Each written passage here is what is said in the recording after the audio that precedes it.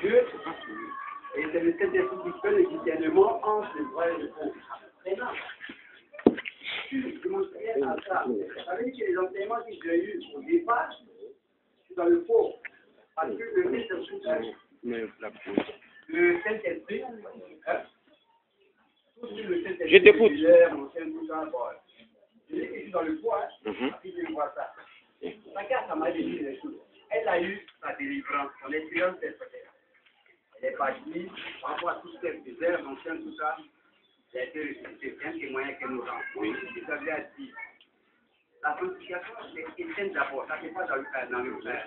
Parce que tout ce qu'on va dire, on la cache à ça sur la tête. On laisse les fromages, on fait tout ce qu'on veut, on laisse tête, à l'état naturel. Et si dans le cœur, on n'est pas propre, l'église, on va, ça va mettre voiler, mais dehors, on va toujours commettre des péchés.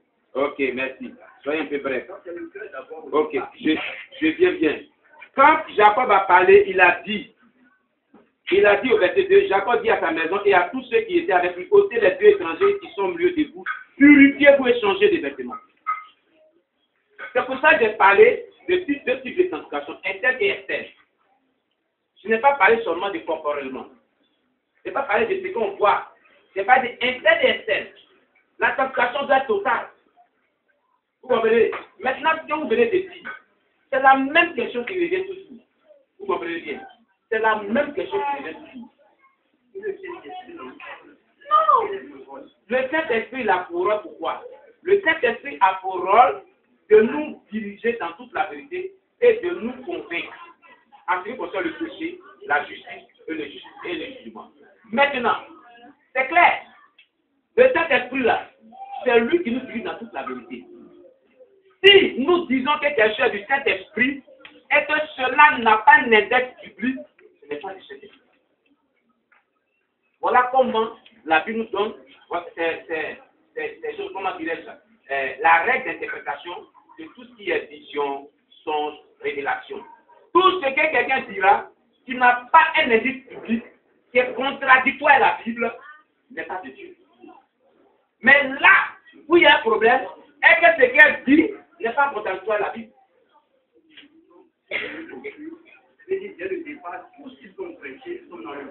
Mais la force doctrine, ça c'est très longtemps, même depuis le temps des apôtres. Regarde, j'en viens bien. Pourquoi vous ont crucifié Jésus? Je te prends le passage. La Bible dit quoi? Les scribes et les pharisiens ont dit dans les gens, les scribes et les pharisiens ont dit que, pas à cause des bonnes œuvres qu'on te crucifie, mais à cause que toi tu es homme qui te fait Dieu. C'est pour ça qu'on te crucifie, c'est l'une des causes. Ça veut dire qu'ils étaient dans l'apostasie eux-mêmes au temps de Jésus. Les Juifs, la même eux étaient dans l'apostasie. Ça veut dire c'est une déviation totale. Jusqu'à au jour d'aujourd'hui, il y a des Juifs, des rabbins de la synagogue qui attendent un autre Messie, qui dit que le Messie qui est venu là n'est pas le Messie. C'est pour ça que la Bible parle que quand Jésus viendra, il aura le règne de millénaire pour sauver les Juifs qui vont être après le premier avènement. Vous comprenez bien? Comme tu dis que c'est nouveau dans la vie chrétienne, je te donne ces informations pour que tu comprennes. Et tu comprends bien. Voilà. C'est pour dire que quoi? C'est pour dire que quoi? Est que l'apostasie ne date pas de maintenant. Pourquoi les gens ont crucifié Jésus? Il dit que non. La Bible dit qu'ils étaient frappés de sa doctrine car il n'enseignait pas comme les scribes et les pharisiens enseignaient. Voilà. Voici cela.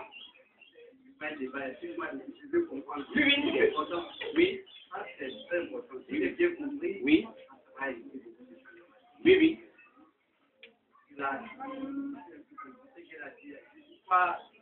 La vie que les filles et les garçons, ça dit mal de venir à l'église. Je crois que tout ce qui est en excès, c'est ce qu'il a dit. Il y a plusieurs choses qui met en doute encore. Comme quoi? Ça veut dire que l'évangile, j'ai dérivé encore là-dessus. Parce que moi, je n'étais pas chrétien avant. J'étais dans une école spirituelle. J'ai appris beaucoup de choses au niveau de la spiritualité. Quelle école spirituelle? L'école de vie divine. J'ai appris beaucoup de choses dans la spiritualité. Et qu'est-ce qu'on apprend là-bas? Mais c'est ça, pas demain, c'est ça. Ok, oui. Donc là, tu n'étais pas encore chrétien. Donc eux, ce qu'ils appellent n'est pas vraiment la chrétienté. Je suis chrétien, je ne vois pas pourquoi je ne suis pas là. Oh d'accord, ok. Je comprends que ce n'est pas le plus rapide. Oui. Parce que je suis venu l'évangile comme apprenti d'abord dès le départ. Oui. Et les gens ils peuvent être parlés. Voilà. Les gens peuvent être parlés. C'est ce qui m'a maintenu ici. Oui. Si on vient encore changer la version des faits, je peux avec ça. Ah oui. On a une confusion dans ma tête. C'est comme ça.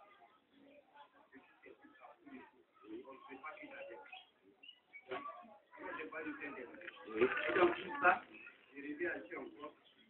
Où la qualité d'esprit? Parce que c'est lui. Oui. C'est lui. Il nous conduit. Oui. On est dans le faux. Oui. Il nous convainc. Voilà. Il y a quelqu'un qui joue au Dieu d'air. Mais ça, en pratique. Bon, merci. Vous voulez dire là que ce n'est pas le Saint-Esprit. Dieu me tient à vous. Oui, mais c'est ce que vos propos disent. Moi, je parle de l'évangile qui est Bon, ok. Bon, on va. Comme le temps est Alléluia. Alléluia. Oui, je dis. Alléluia. Amen. On suit le pasteur. Alléluia. Amen. Alléluia. Amen. Alléluia. Amen. Le Seigneur nous bénisse. Alléluia, la gloire. Je pense bien que nous sommes là ce soir pour une cause juste. Alléluia. C'est pour une cause juste que nous sommes là. Quand nous regardons tout ce qui a été dit, Jésus-Christ en a parlé. Depuis les parties, depuis l'ancien temps, les gens ont parlé. Il y a des passages qu'on lit dans le livre de Deutéronome, Lévitique, tout ça, ils ont parlé. Notre programme aujourd'hui est que tellement qu'on a attaché à la grâce de Jésus, c'est-à-dire qu'on oublie les autres passages de la Bible. C'est là le problème du chrétien aujourd'hui. On oublie que Jésus va revenir un jour. On oublie. Tellement qu'on a attaché à la grâce. Grâce. Grâce. Le chrétien d'aujourd'hui est devenu un chrétien de grâce. On oublie que le Christ va venir demain. Et tout ce qu'on voit, tout ce qui a été dit par Jean quand Jean devait partir, quand le Christ a enlevé Jean, où il a donné la vision à Jean, Jean devait partir et Jésus a dit tout ça là dans les différentes églises d'Apocalypse. Tout est écrit dans les différentes églises. Quand on prend l'église de Père, l'église de Pie, l'église de Pergame, l'église de Philadelphie, toutes ces églises-là, Jean a détaillé tout ça, tout ce qu'on voit là. Avant qu'il ne parte. Et il a prévenu le monde que le Christ va venir prendre son église. Alléluia. Et il a dit ça avant de partir. Ça veut dire que ces choses-là existent dans l'église. C'est pourquoi il a dit ça avant de partir. Pour nous dire que nous devons faire attention. Et aujourd'hui, si l'Esprit de Dieu nous interpelle sur ces choses, c'est que le temps est arrivé. N'est-ce pas qu'il y a plus d'importance à dire? Quand ici la Bible dit dans le livre de 1 Corinthiens 2, le verset 12. Or, nous n'avons pas reçu l'esprit du monde, mais l'esprit qui vient de Dieu. En fait, nous connaissons les choses que Dieu nous a données par la grâce.